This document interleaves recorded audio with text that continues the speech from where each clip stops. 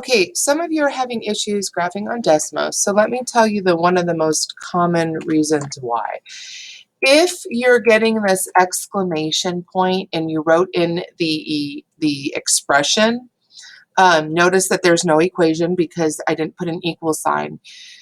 When you put in an expression, it really doesn't know what the variable t represents. So if you just replace it with x, then you will be able to see the graph. Now, keep in mind you need to be able to locate your viewing window. So if you stay within this graph right here between -10 and 10 and -6 and 6, you won't see the graph. So you kind of have to make sure that you pay attention to look at that value of 3,000. That's a pretty big number.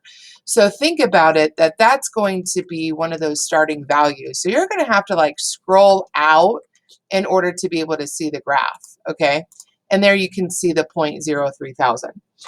Another way that you can write your equation in Desmos is to actually put in the function notation, in this case a of t, and you will notice that you can see the graph.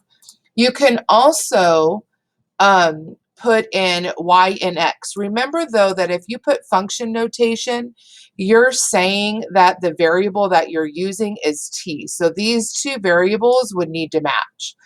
So that's a of t. This is y and x. It's the same line. And then I can even do y and then even put in t. All right, so I can do it that way. So the other function, if you put it in function notation, would be d of t. And again, you would want to make sure that these matched. And then notice how I just put in the expression with the variable t, and it gave me an exclamation point. And that's because if you don't have an equation, you need the variable x. And you can see that it's red now. And you can look at that point of intersection now.